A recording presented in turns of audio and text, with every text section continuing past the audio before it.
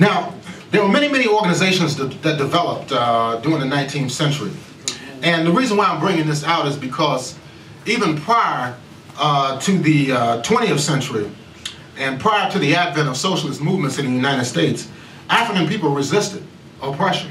That's right. In fact, it was the coming together of the resistance of African people and the European socialist movements that developed strongly during the 19th and the 20th centuries that actually laid the groundwork for many of the political battles that were waged during the 20th century. Now, some of the early socialist movements in Europe developed during the 19th century, well, actually during the 18th century.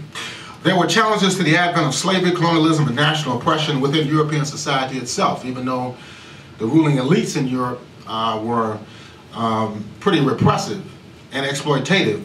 But you did have the development of currents that developed some type of consciousness in regard to how African people and indigenous people were treated. In the United Kingdom and in the United States, some religious leaders, intellectuals, and artists took a stand against the horrors of the exploitation and social status of Africans and other indigenous people. On the European mainland, in France and Germany, the antecedents of modern-day socialist thought had its theoretical origins. During the 18th century, revolutionary ideas arose in France in response to the feudal system. There were socialists involved in the French Revolution of 1789.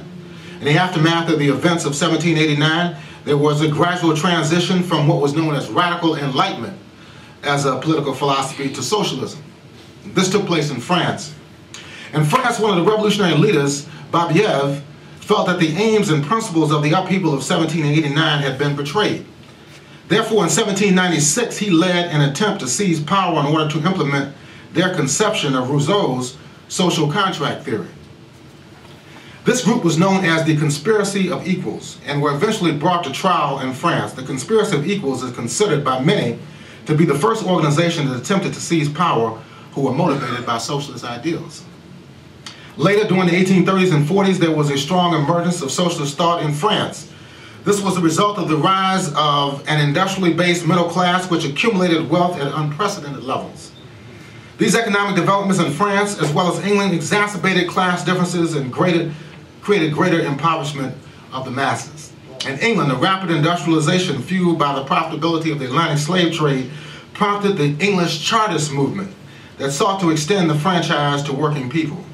During this period, people like Robert Owen, a British socialist, sought the establishment of utopian communities, such as the New Lanark settlement. However, even though these forms of socialism understood the unjust character of the capitalist system, it did not rely on the working class as an engine of revolutionary change by seizing power from the burgeoning bourgeoisie in Europe. That's right. Now, the developments leading up to the 1848 uprisings in France and other European countries saw the emergence of Karl Marx and Frederick Engels as the major theoreticians and tacticians of socialism. Marx, in writings after 1844, placed the working class at the center of his analysis of the necessity of not only analyzing the problems created by capitalist industrialization, but to develop a strategy and program for the overthrow of the oppressive system. Even though the attempts of revolutions in 1848 failed in Europe, there were tremendous lessons learned from this period. Marx and Engels understood that it would be many more years for the class consciousness and experience of working people to mature to the degree that the seizure of power by the proletariat would be possible. In a message to the Communist League in 1850, Marx puts forward a program of struggle for the organization that would distinguish it politically from the bourgeois democrats of the period. In the 1870 and 1871 period, a working class uprising developed in France and culminated in what was known as the Paris Commune. These events raised the hopes of the workers seeking to break with the rule of the bourgeoisie. Marx's essay, The Civil War in France, analyzes the outcome of the Paris Commune as a great advancement in working class organization, but it could not, under the then existing circumstances, maintain its influence and effectively shape the future of the political course of France. Engels, in his essay entitled Socialism, Utopian and Scientific, traces the origin of socialism in Europe to the period of French Enlightenment. However, it would be the expansion and development of the proletariat in Europe that provided the basis for the transformation of socialism from an idealistic worldview to a scientific ideology that can provide a program for the workers to seize power in their own name and in their own interests. There were other developments, revolutionary developments that came about in Europe. There was bourgeois democracy, which was an advancement over feudalism. Other movements grew up in Europe which competed with socialism. For example, the anarchists under Michael Bakunin, who disagreed with Marx and Engels over the character of the state and its role after the revolution. Anarchism has an industrial form and syndicalism, which took root in several European countries as well. These disagreements in Europe hampered the growth of the First International, founded by Karl Marx in 1864 in London. And just to touch on the African tradition, in Africa we had communalism prior to the development of feudalism and other forms of class society. And Kwame Nkrumah mentioned in his book Class Struggle in Africa, which was published in 1970, he says that in general, at the opening of the colonial period, the peoples of Africa were passing through the higher stage of communalism, characterized by the disintegration of tribal democracy and the emergence of feudal relationships, hereditary tribal chieftaincies and monarchical systems like you had in Ethiopia. You had them in Songhai, Monomotapa, the Zulu kingdoms, Egypt, Nubia, and the Kingdom of Congo. With the impact of imperialism and colonialism, communalistic socioeconomic patterns began to collapse as a result of the introduction of export crops such as cocoa and coffee. So it was the advent of European slavery and colonialism that destroyed the traditional communal systems in Africa. People need to recognize this. And Nkrumah continues by pointing out that, quote, the economies of the colonies became interconnected with the world capitalist markets. Capitalism, individualism, and tendencies to private ownership grew, even in Africa. Gradually, primitive communalism disintegrated and the collective spirit declined. There was an expansion of private farming and the method of small commodity production, and that still exists today in Africa. We still have the problem of capitalism and imperialism, and the current global economic crisis is having a devastating impact on the African continent. Now, in the United States, just very briefly, I wanted to discuss the development of socialist movements in this country. Many of these movements were influenced by utopian socialism that had developed in Europe.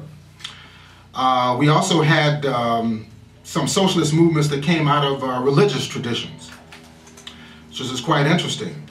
For example, the utopian socialists more than likely had their ideological origins in the Christian church, where during the late 18th century, groups such as the Shakers broke away from the established church in England and traveled to the United States. The leader of the Shakers, Mother Ann Lee, advocated the withdrawal of members from the broader society in order to form their own community in preparation for the impending destruction of society and the world. Eventually, the socialist movement became more secular and focused on the concrete needs of working people. However, its political program became more practical and distanced itself from the anarchists and advocates of revolutionary violence and armed struggle to overthrow capitalism. For example, the socialist SDP, the Social Democratic Party, which is one of the early parties that developed in the United States. You had the Socialist Labor Party, the Social Democratic Party. Now, eventually the SDP, for example, the Social Democrats, did not advocate rebellion and armed struggle as a means of achieving its goal, but they advocated political education. It was headed by a man by the name of Berger. But prior to Berger, there was people such as Daniel de Leon, who was a leader of the Socialist Labor Party. He was of Dutch and Jewish origin. He had been a lecturer at Columbia University. Then Victor L. Berger, who was based in the city of Milwaukee, which became a centerpiece of socialist policies in an urban setting. This was during the beginning of the 20th century. He would be elected to Congress in 1911 for a 2-year term. He would later serve in Congress between 1923 and 1929. Milwaukee also elected a socialist mayor, Emile Sedel, in 1910.